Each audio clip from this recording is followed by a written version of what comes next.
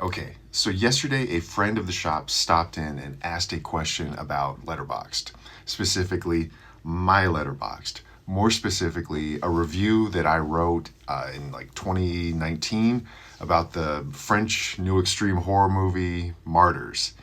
More specifically, about how what I wrote remotely connects to the star rating that I put on it. Essentially, the question was make it make sense. How can something that you appreciate only get 2.5 stars out of 5? In other words, bro, do you even like movies? So, a little background.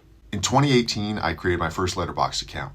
This isn't it. For a while, I worked an overnight shift, and despite the fact that I was in grad school and probably should have been studying a lot more, I had a lot of time that I spent watching movies.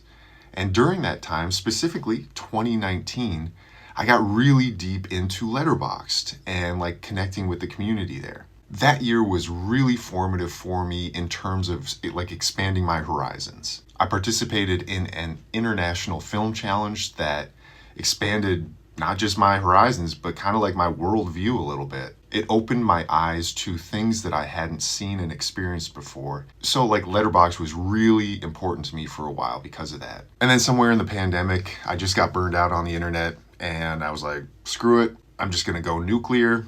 Wiped my account, deleted it, deleted a whole bunch of stuff on the internet, walked away. I saved my reviews though, because that's an option that you can do there.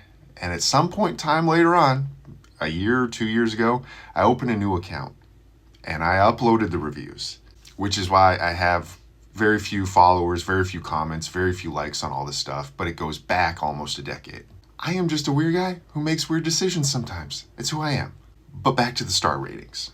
At the time, I wanted to shy away from extremes and make the stars make sense to me, at least. And I did succeed, at least somewhat, guided in part by this C.S. Lewis quote, of all people, where he said, "Don't use words too big for the subject. Don't say infinitely when you mean very.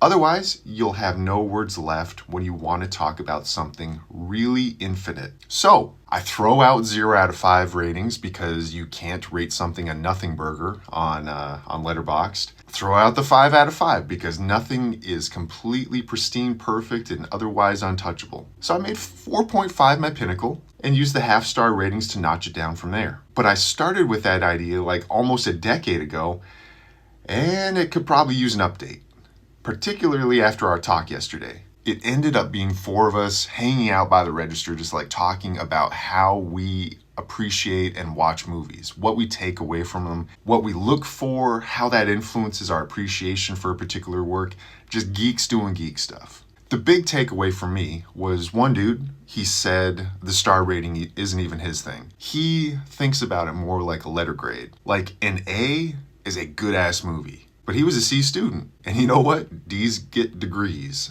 And the takeaway for me being that matched up more with my old thinking about like, okay, what is a 1-star movie? It still can be a very fine, passable movie, but it's not without its problems. But it's not terrible. It can be terrible. So I'm trying the letter rating system on for size moving forward, like as a scale. But it doesn't answer the original question, like how do you square that circle of a film that even at the time might have been considered one of my favorites in one of my favorite genres with a 2.5-star rating? And like even after talking, I don't know the answer to that yet. I'm still figuring it out. But it's been pretty cool to think about that and really question and challenge my thought process with it. I've struggled to compare something like a slapstick comedy, like a Hot Rod or UHF, which might be 2 of my favorite movies of all time. Comparing those to incredibly serious works which rattled me emotionally or delivered brilliant on-screen technical expertise or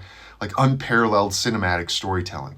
How do you compare those 2 things? That sort of question is how I get mixed up with talking about how much I appreciate a movie and giving it what someone might view as a mid rating. I'm going to play with this idea some more, but I think it was worth reassessing, if only to check in with myself about like what I enjoy and appreciate about movies, or how I view them or digest them and what I enjoy about that process. And if you're on Letterboxd, let me know how you rank movies because I'm clearly still figuring it out. How do you compare cinematic apples with cinematic oranges? And how do you balance the emotional appeal of something with the technical expertise of another when considering that rating system? Or even, what do you do with something like this, a comically terrible movie that you've enjoyed every last second of?